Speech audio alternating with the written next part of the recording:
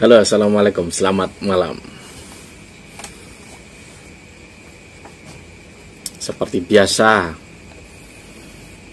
pasangannya itu kopi. Dilihat nih video ini. Ini bisa dibilang 1 atau 3 orang, 3 orang kayaknya.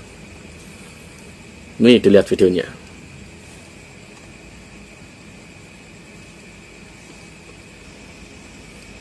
Ini saya bawa kitab, 2 kitab tafsir Al-Quran, tafsir Ibnu Katsir dan tafsir Qusairiyah. Sebenarnya Al-Quran itu harusnya dipelajari langsung. Nanti kita belajar langsung ke Al-Quran, kita langsung belajar kepada Allah melalui Al-Quran dan Sunnah. Kitab-kitab seperti ini tidak perlu ada. Kitab-kitab seperti ini menyesatkan umat.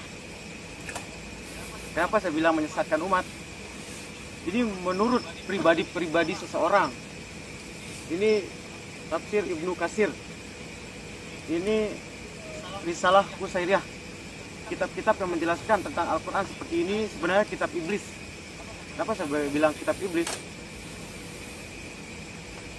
Orang-orang yang membukukan, yang membuat kitab seperti ini seolah-olah dia menetapkan kalau makna Al-Quran itu seperti ini. Seolah-olah dia menetapkan seperti ini. Padahal setiap manusia itu berbeda. Si A, si B, si C, perjalanannya masing-masing. Nah, Al-Quran itu inti dari seluruh perjalanan. Ketika dikitabkan seperti ini, maka misalnya si A, si B, si C, si A yang membuat makna tafsir seperti ini, misalnya seri ini. Nanti si B dan si C itu dia akan berbondong-bondong lari ke sini, seolah-olah mengikuti jati diri Qusairiyah, tidak mencari jati dirinya sendiri. Tetapi malah Al-Quran dibuat untuk pribadi-pribadi, ditaruh tempat umum dan ditaruh tempat khusus seperti lemari. Sedangkan ini dikaji di tempat umum. Seharusnya terbalik, Al-Quran itu di tempat umum, ini khusus pribadi-pribadi, bukan di tempat umum.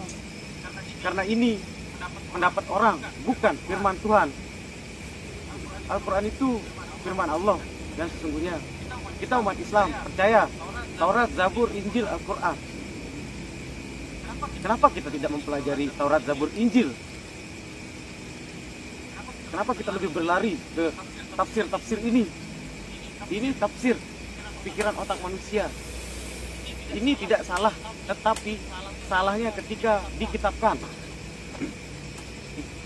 Kita lebih senang membahas kitab-kitab di umum. Ini bukan saya membenci ilmunya, tetapi ini sebagai bentuk protes saya kepada yang mengadakan kitab.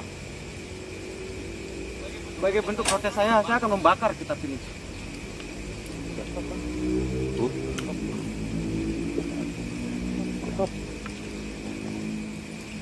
Ini bukan saya memprotes isi kitab. Isi kitab ini bagus, tetapi ini pemikiran satu insan atau individu. Tentunya jika ini dibiarkan, orang-orang lain pasti akan susah. Maksud saya, mereka akan mengikuti kitab ini, ada yang mengikuti kitab ini dan tidak mencari jati diri mereka sendiri. Mereka akan lebih condong ikut-ikutan pada kitab ini. Itu yang membuat orang menjadi kafir jahiliyah, beragama gara-gara ikut-ikutan, bukan karena jati diri mereka yang diambil dari Al-Quran langsung. Ini bukan untuk protes, tapi sebagai protes saya pribadi, kecewaan atas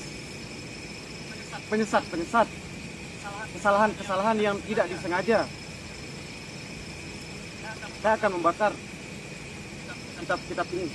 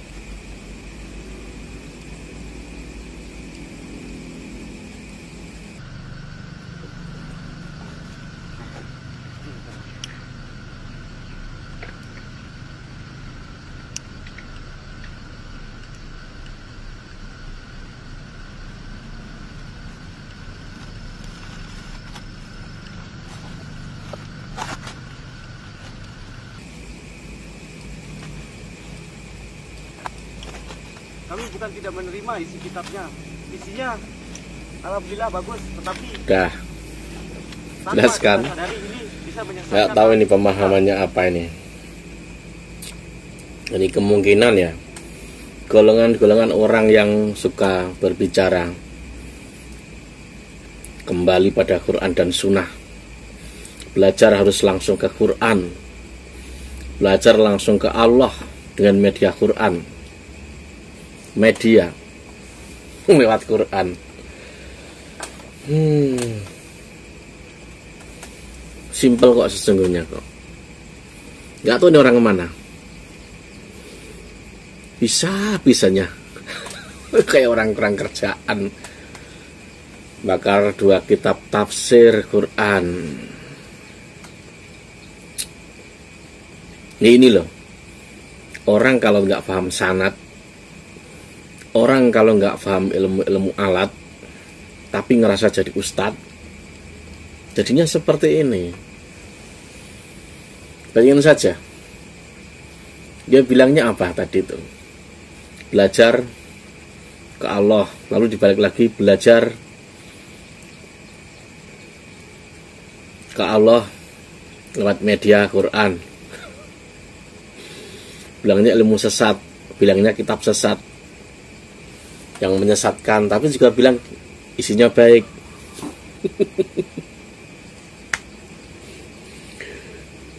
Kan aneh gitu loh.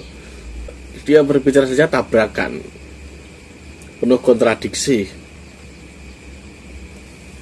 Aneh. Ini zaman ini. Udah telah sendirilah pemahamannya apa orang-orang begini. Orang harus belajar tafsir sendiri, punya tafsir sendiri. Jadinya apa? Rusak dan kacau. Bayangin saja kalau pemikiran dia dipakai, dia ditanyain, "Mas, saya mau belajar Quran." Jawabnya apa dia? Udah bisa baca, Dek, pasti kan gitu. Sudah, ya udah, belajar sendiri. Udah Anda tafsirkan sendiri, bebas gitu. Gimana? Padahal adanya kitab tafsir itu untuk mempermudah orang belajar Quran, biar tidak salah jalan. Dan orang membuat tafsir begitu itu sudah ada sanadnya, nggak sembarangan, ada ilmunya. Syarat-syarat orang jadi ahli tafsir aja ada. Dia mungkin nggak nggak ngakuin lah kalau perlu syarat-syarat tertentu jadi ahli tafsir. Kayaknya ini orang apa ya, nggak percaya yang begitu. Saat dia tanya anak kecil lah, pasti dia bingung sendiri jawabnya. Udah, Dek, kamu kalau udah bisa baca, udah kamu tafsirkan sendiri, sekena-kenamu sendiri gitu. Itu saja dia sudah ini kok, bingung dengan sendirinya kok kalau soal itu. Apalagi hal yang lain. Ini kayaknya orang mau terkenal dengan cara-cara yang bisa dibilang jalan yang kurang tepat, jalan salah ini gitu loh. Kayak dia paling aja. Katanya jahiliyah lah, iblis lah. Lalu yang kelakuannya seperti iblis itu yang seperti dia atau seperti lainnya gitu loh, atau bahkan seperti saya.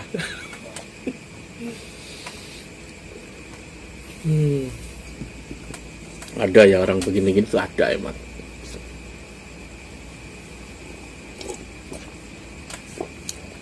Saya gak akan banyak ngomong soal inilah, biar kalian nilai sendiri. Mungkin dia seorang sudah mujahid kali, atau yang sudah ilmunya udah selangit lah. Bahaya belajar sama orang yang begini justru gitu loh. Jati diri nggak begitu. Kok sekena-kenanya mau menafsirkan, bahkan iya lagi dia tadi juga berbicara kalau Quran itu harusnya ditaruh di umum, sedangkan kitab itu untuk pribadi. Dua-duanya itu dimanapun bisa. Tapi kenapa banyak orang kitab Quran itu ditaruh di tempat agak pribadi? Karena dia menghormati isinya kitab, isinya apa? Ayat suci. isinya ayat suci, makanya agak paling tidak dihormati. Itu loh. Kalau soal di tempat umum atau dimanapun itu apa sih? Itu kan hanya proses atau memudahkan orang untuk belajar, kan seperti itu. Jadi nggak ada urusan dengan itu kitab tafsir kayak apa kayak. Makanya tadi dia bilang apa juga, belajar kitab Zabur, Injil gitu kan. Mempelajari Quran saja sampai rambut jadi ubanan belum tentu selesai. Lalu kalau sudah mempelajari Zabur, Injil, mau apa? Mau jadi apa? Mau mempertentangkan gitu? Seperti ada itu kan banyak itu orang yang belajar teologi itu hanya digunakan untuk itu. Kan banyak. Aduh. Saya gak akan banyak komentar ini. Silahkanlah Anda komentar. Dia ini pahamnya apa? Atau ada yang kenal dia? Ini orang mana gitu loh. Ya, emang udah zamannya gitu loh. Mungkin dia lebih pintar. Sangat pintar nih orang ini, sangat-sangat pintar. Ya sampai sini. Selamat malam.